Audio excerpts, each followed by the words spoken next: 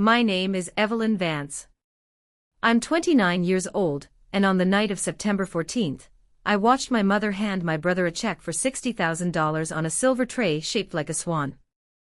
We were at the Oakhaven Country Club, in the private dining room my parents had rented for Julian's engagement party.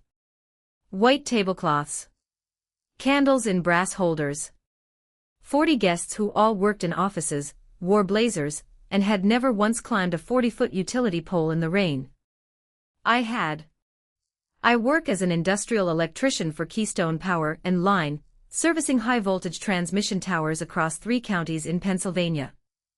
That morning, I'd been 40 feet in the air on Route 22, replacing a cracked insulator in 90-degree heat, my hands still raw under my gloves. I showered at the shop, changed in my truck, and drove straight to the club because my mother had texted, "Don't be late." Family photos at 7. I wasn't late. I was invisible. My mother, Victoria Vance, stood at the head of the table in a cream Chanel suit she'd bought for this exact moment. My father, Arthur, sat beside her, quiet, folding his napkin into smaller and smaller squares, the way he does when he wants to disappear from a conversation without leaving the room. To my son, Victoria announced, tapping her champagne glass with a fork, "Who is finally going to give this family the legacy it deserves." She nodded to a waiter, who wheeled out a small cart. On it sat a silver tray, and on the tray sat an envelope. Julian opened it in front of everyone, grinning that easy grin he's had since he was 6 years old and broke my bike and somehow made me apologize for it. Inside was a check. $60,000. Made out to Julian Vance for something my mother called the Vance Estate Fund, startup capital for Julian's new real estate development company, a company that, as far as I knew, consisted of a logo, a leased BMW, and 0 closed deals. The table erupted in applause. Julian stood, kissed his fiancée, Bridget, and raised his glass like he'd earned something instead of received it. I clapped too. What else was I supposed to do? Later, near the bar, I found my mother alone for a moment, and I made a mistake. I asked her a simple question. "Mom, I've been saving for a while. I found a small starter home outside Millvale, 2-bedroom, needs some work but the price is right. Could you and Dad maybe help me with part of the down payment? Even $10,000 would change everything for me." Victoria didn't look up from her wine glass. She swirled it once, the way she does when she's deciding whether something deserves her full attention. "Evelyn," she said, "women like you are built to rent. Leave the ownership to men with real ambitions." I heard Julian laugh behind me. Not a mean laugh. Worse, a comfortable one. Like my humiliation was simply background noise at his celebration. I didn't argue. I didn't cry. I picked up my champagne, finished it in one swallow, and walked back to my table. Here is what my family didn't know that night, and what none of them would learn for another 22 months. I had $52,340 sitting in a savings account at Oakhaven Community Bank. Not from a check. Not from a favor. From 7 years of double shifts, storm call-outs at 3 in the morning, and hazard pay for climbing towers most men in that ballroom wouldn't go near for any amount of money. I had also, 3 weeks earlier, met a man named Marcus Bennett. Marcus was 68 years old, a retired commercial demolition contractor who now spent his days doing something the county records office calls private lending, and something the neighborhood calls the guy who buys the houses nobody else wants. I met him on a service call, an electrical fault at a triplex he owned on Doverton Street. While I worked, he watched, arms crossed over a faded Carhartt vest, and asked me more questions about my work ethic than my wiring. "You don't complain," he said when I finished. "That's rare." "Complaining doesn't fix a breaker box," I told him. He laughed, short and dry. "Come by my office sometime." Not for a job. For a conversation. I did. And in that conversation, in a cramped office above a hardware store on Route 9, Marcus Bennett taught me 2 phrases that would change the next 2 years of my life: seller financing and distressed debt. He showed me how struggling property owners in Oakhaven were drowning under private notes, high-interest loans taken from local lenders when the banks said no. He showed me how those notes could be bought, quietly, for cents on the dollar, by anyone patient enough to wait and smart enough to stay silent. Most people, Marcus said, sliding a folder across his desk, want revenge to feel loud. Best revenge I ever saw felt like paperwork. I didn't tell him about my mother. I didn't tell him about the swan tray, or the $60,000, or the 2 words that had been sitting in my chest since that party like a splinter, built to rent. I just nodded and asked him to teach me everything. 3 weeks after Julian's engagement party, I closed on my first property, a rundown triplex on Doverton Street, for blocks from the one Marcus owned. I did the electrical rewiring myself, at night, after my regular shifts, running conduit until 2 in the morning under a single work light clipped to a ladder. By December, all 3 units were rented, and for the first time in my life, money was coming toward me instead of away from me. Nobody in my family asked how I was doing. Nobody asked where I was living, or what I was building. To them, I was still the daughter who fixed power lines and rented an apartment above a laundromat on 5th Street. Reliable. Unremarkable. Safe to ignore. What they didn't know was that Julian's Vance estate fund had already started to crack. By February, Julian had burned through nearly $40,000 of that $60,000 gift, a leased office downtown, a logo redesign, 2 networking retreats in Miami, and he still hadn't closed a single deal. To cover the gap, he'd started borrowing from private lenders in Oak Haven, the same tight, quiet circle of men Marcus Bennett had spent 30 years doing business with. One name on those loan documents was an LLC called Doverton Holdings. Julian never once asked who was behind it. He didn't know that every month, when he wired his payment to keep his failing company alive, that money landed in an account with my name on it. He didn't know it yet. And at that dinner table in September, when my mother told me women like me were built to rent, none of them understood what they had just done. They had handed the ownership of their own future to the one person in the family they'd never bothered to see clearly. By March of the following year, Julian Vance had a business card, a leased BMW 5 Series, and $41,000 in private debt he told no one about. I know the exact number because I was the one holding it. Marcus Bennett had a rule he repeated to me so many times I could recite it in my sleep: don't chase the property. Chase the paper. Whoever holds the note holds the house, eventually. By January, I understood exactly what he meant. Julian's real estate company, Vance Development Group, had gone after 2 flips that winter, a duplex on Farron Street, and a single-family colonial on Hartwood Lane, both bought at auction with borrowed money because the banks had already turned him down twice. I knew this because Oak Haven County's property records are public, and I had learned from Marcus exactly how to read them. Every recorded mortgage note lists a lender. On the Farron Street property, the lender was a private individual named Chester Doyle, a retired machinist who'd been lending small amounts around town for 15 years at 14% interest. On the Hartwood Lane property, the lender was a 2-person investment group called Bramwell Capital. Marcus knew both men personally. In February, over coffee at a diner on Route 9, he mentioned that Chester Doyle was getting tired of chasing late payments, and wanted to sell off 2 of his notes before his health got worse. One of those notes was Julian's. I bought it for $31,000. Julian owed $44,000. I bought the Bramwell Capital note on Hartwood Lane 2 months later, in April, for $29,000, against a balance of $38,000. Both purchases went through a limited liability company Marcus helped me register in November, Doverton Holdings LLC, with my name nowhere visible on the public filing, only a registered agent's office in Harrisburg. Julian never checked who he was paying. He had no reason to. Every month, an automated payment of $1,100 for the Farron note and $900 for the Hartwood note left his business account and landed, 2 days later, in a Doverton Holdings account that only I could access. My brother was paying rent to his own sister. He just didn't know it yet. At Sunday dinners, Julian talked about his properties like a man showing off a trophy case. Farron's going to flip for $190 once the kitchen's done, he'd say, cutting into pot roast my mother had spent all afternoon on. Heartwood's even better. That one's pure profit. My mother beamed every time. My father stayed quiet, the way he always did, but I noticed something that spring I hadn't noticed before. Arthur Vance, a man who spent 31 years as a corporate accountant before retiring, was watching Julian's numbers with a face that didn't match my mother's pride.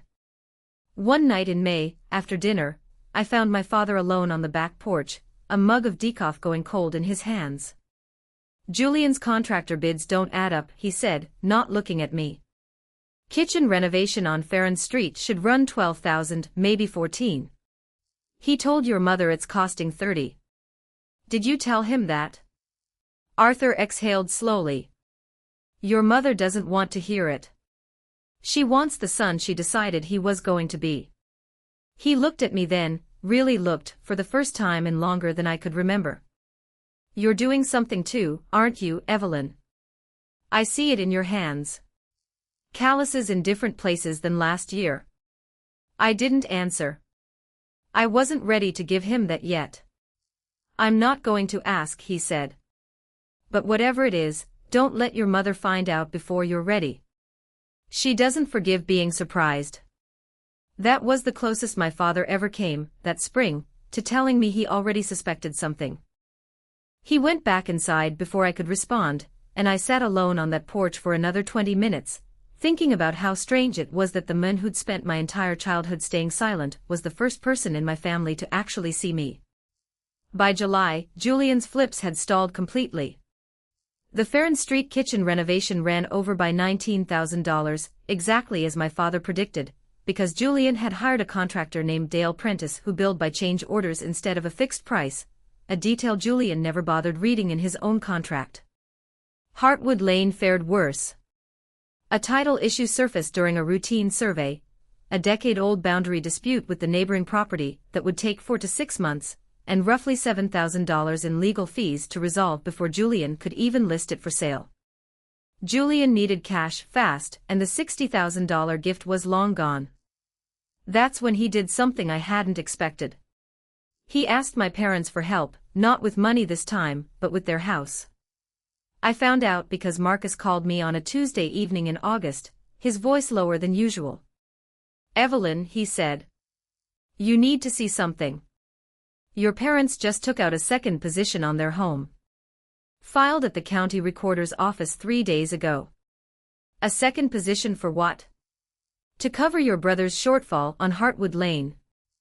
$118,000, against a house that's already carrying a first mortgage of $91,000. Marcus paused. "Evelyn, that house is worth $240,000 at most, and the market here isn't moving fast enough to protect that kind of equity if something goes wrong." I sat in my truck outside the county recorder's office in Oak Haven for almost 10 minutes after that call, engine off, both hands on the wheel. I thought about the Swan tray. I thought about the words "built to rent." I thought about my father folding his napkin into smaller squares, and my mother's face glowing every Sunday while she carved pot roast for a son who couldn't read his own contractor's invoice. And I thought about one more thing, something Marcus had said almost as an afterthought, right before he hung up.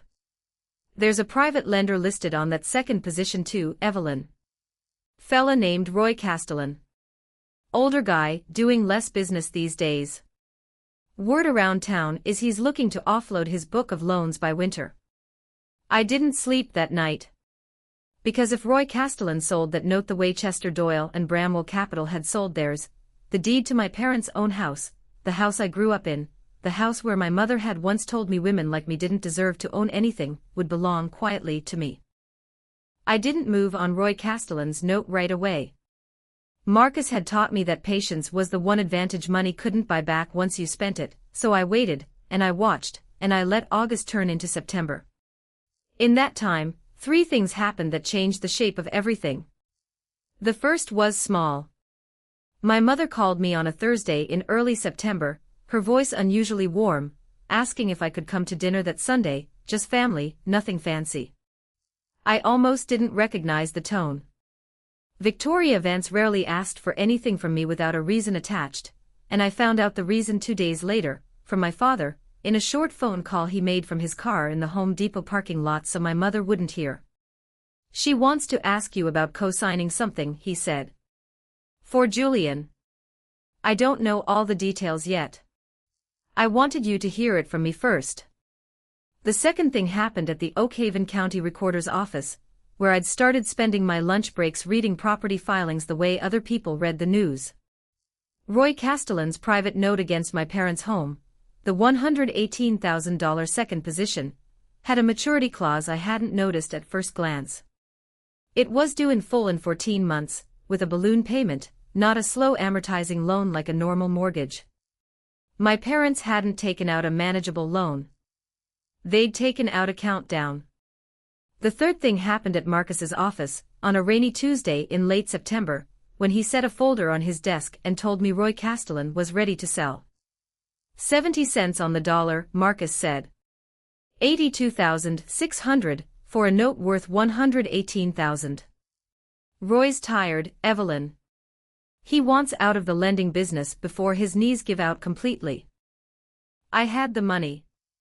Between the triplex income, the 2 notes I already held on Julian's properties, and my original savings, I'd built up just over $90,000 in liquid cash by that point, most of it sitting untouched in a business account under Doverton Holdings. But buying that note meant something different than buying Julian's. Julian's notes were business decisions, reckless ones, made by a grown man who'd ignored every warning sign in front of him. My parents' note was their home. The house with the yellow kitchen where my mother taught me to bake bread badly at age 9. The garage where my father kept a workbench he never used, because he was always too tired from 31 years balancing other people's books. The back porch where he'd told me, without quite telling me, that he already knew something was different about me. I sat across from Marcus for a long time without saying anything. You don't have to do this, he said finally. Some doors, once you walk through them, you can't walk back out the same person. They told me I was built to rent, I said. In front of 40 people. Marcus nodded slowly, like he'd expected that answer, and slid the folder toward me anyway. Then you understand something most people never figure out, he said. Ownership isn't about the house. It's about who gets to write the terms. I bought the note on October 3rd, $82,600, wired from a Doverton Holdings account to an escrow attorney in Harrisburg, who processed the assignment quietly and recorded it at the county recorder's office for business days later, a routine filing that nobody in my family would think to check, because why would they? As far as they knew, private mortgage assignments were something that happened to other people, in other families, not the Vances. Sunday dinner came 2 days after the assignment recorded. My mother made her pot roast, the same one she always made, and set the table with the good china, which should have told me something was serious before anyone said a word. Julian arrived 20 minutes late in a suit that looked expensive and fit him slightly wrong, the kind of suit a man buys when he's trying to look like he still has money. Over dessert, Victoria finally said what she'd invited me there to say. Evelyn, your father and I need to ask you something, and I want you to really think before you answer. She folded her hands on the table. We took out a loan against the house to help your brother with a temporary cash flow problem. It's coming due next year, and the bank wants a co-signer with steady income to refinance it properly. Julian's business credit isn't established enough yet, and frankly, she glanced at me, and I watched her physically choose her next words with effort. Your job, while not glamorous, is stable. We thought you could help. I looked at my father. He was folding his napkin again. What's the loan amount? I asked, already knowing the answer down to the dollar. $118,000, Julian said, cutting in before my mother could answer, his voice carrying that same easy confidence from the engagement party. It's not a big deal, Evelyn. It's basically just a formality. You sign, the bank refinances it into something long-term, and everybody's fine. And if I don't sign? The table went quiet. My mother's jaw tightened, the same expression she'd worn my entire childhood whenever I asked a question she didn't want to answer. Then the loan matures next November, my father said quietly, still not looking up. And the lender expects full repayment. All of it at once. And if you can't pay it? Nobody answered that question. Nobody needed to. We all understood what a defaulted balloon payment on a private note meant for a house with no other buyer waiting in line. I sat there for a moment, letting the silence stretch longer than was comfortable, the way Marcus did in negotiations when he wanted the other side to feel the weight of what they were asking. I need some time to think about it, I said finally. This isn't a small thing to ask someone to co-sign. My mother's face relaxed, mistaking my hesitation for eventual agreement. Julian smiled and said something about how he knew I'd come through for the family. My father just watched me, quiet, and I caught something in his expression that might have been worry, or might have been the beginning of understanding.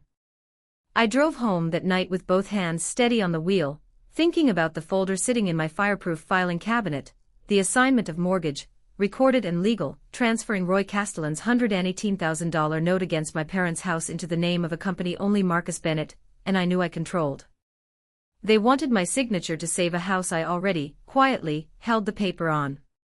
They had no idea that the daughter they'd told to leave ownership to men with real ambitions was the only person at that dinner table who actually owned anything at all. Winter came fast that year in Oak Haven, and so did the collapse. By late October, Julian's contractor on Farron Street, Dale Prentice, filed a mechanic's lien against the property for $11,000 in unpaid change orders.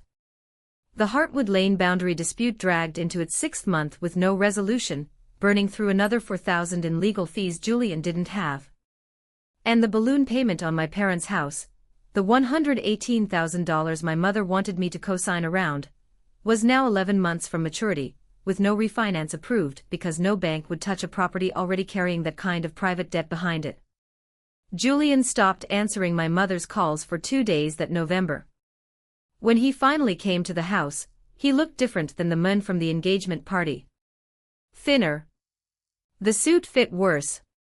He sat at the kitchen table and told my parents, in a voice I'd never heard him use before, that Vance Development Group was finished. Both properties would go to foreclosure unless something changed immediately. My mother called an emergency dinner for the following Sunday. Not pot roast this time, she didn't cook at all. We ate from containers picked up from a restaurant in town, and nobody touched much of it. Evelyn, she said, once the plates were cleared, we need you to co-sign the refinance now. Tonight, if we can. The bank needs an answer by Friday, or they're pulling the offer. There is no bank offer, I said. Not one that would work. You already know that. That's why you're asking me instead of them. My mother's face went rigid. This is your family, Evelyn. Your brother is about to lose everything. This house could be next. Do you understand what that means? I understand exactly what that means, I said. I reached into my bag and set a manila folder on the table, between the empty containers of orange chicken and lo mein, in the same spot where, 14 months earlier, a swan-shaped tray had carried a check for $60,000. What is that? Julian asked. Open it. My father was the one who reached for it first. I watched his face as he went through the pages, slowly, and I saw the exact moment his expression shifted from confusion to something that looked almost like relief, the look of a man finally seeing a puzzle completed instead of scattered. Inside were 4 documents.